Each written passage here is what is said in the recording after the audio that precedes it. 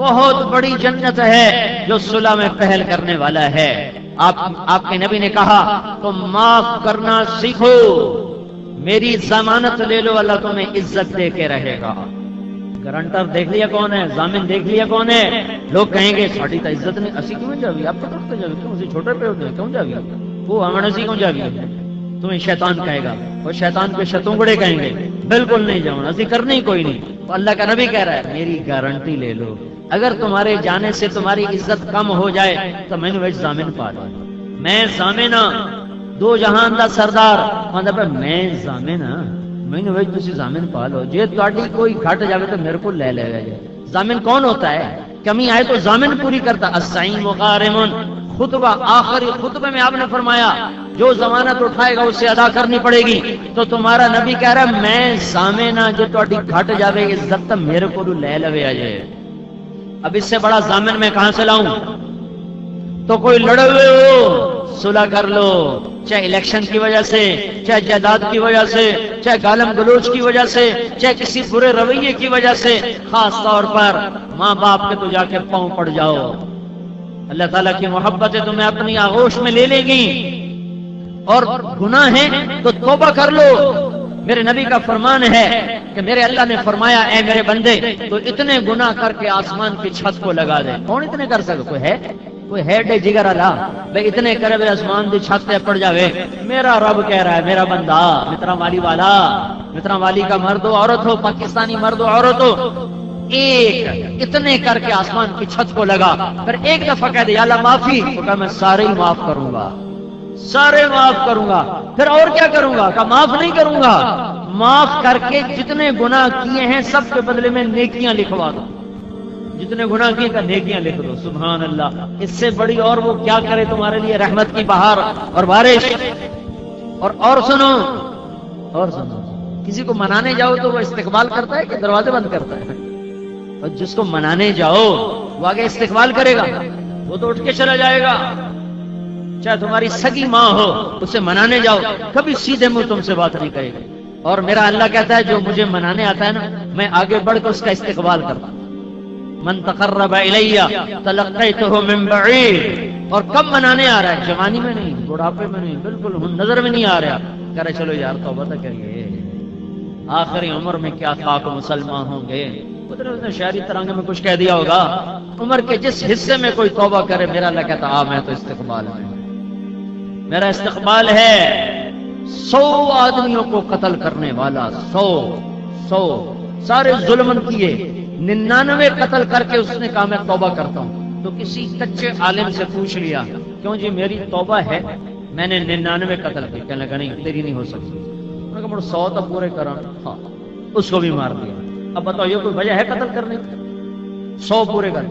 پھر اس کو خیال ہے میں توبہ کروں، تو ایک بڑے عالم کے پاس گیا، کہا جی میں نے 100 قتل کیے ہیں، میری توبہ ہے؟ کا بیٹا ہے، کیوں نہیں ہے؟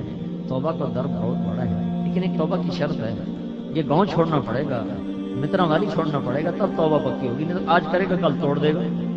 تو یہ گاؤں چھوڑ اور اس گاؤں میں نیک لوگ رہتے ہیں وہاں چلا جا، تیری توبہ قبول، تیری توبہ پکی. کہا جی میری معافی ہو جائے میں ہر شخص چھوڑنے کو تیار ہوں. اس نے اپنا سامان اٹھایا اور وہاں سے چل دیا. تھوڑی دور گیا تو موت نے آپ پکڑا، موت نے پکڑا. جب اس نے دیکھا کہ جند جاندی ہے تو اس نے آگے کی طرف چھلانگ لگائی جدھر جانا تھا. تو جب وہ مرا تو اس طرح اس کا ہاتھ آگے تھے ادھر کی طرف. تو اللہ تعالیٰ نے دونوں فرشتے بھیج دیے، جنت کا بھی دوزخ کا بھی. دوزخ والے کہنے لگے ہمارا مجرم ابھی اس کی توبہ ادھوری، جنت والے کہنے لگے ہمارا مہمان توبہ پکی پوری، گھر چھوڑ دیا ہے. دوزخ والے کہنے لگے ابھی ادھر پہنچا نہیں ہے لہذا کچی ادھوری. جنت والے کہنے لگے ارادہ کر کے نکل گیا، موت آ گئی، موت نہ آتی تو جانا تھا. اب دونوں میں جھگڑا تو اللہ نے تیسرا فرشتہ بھیجا، جا بھائی فیصلہ کر. کہ کیا فیصلہ کروں؟ کہ یوں کر زمین ناپو، زمین ناپو، اگر گھر کے قریب ہے تو دوزخ میں لے جاؤ، اگر نیکوں کی بستی کے قریب ہے تو جنت میں لے جاؤ. جب ناپنے لگے تو گھر کا فاصلہ تھوڑا تھا اور ادھر کا فاصلہ زیادہ تھا.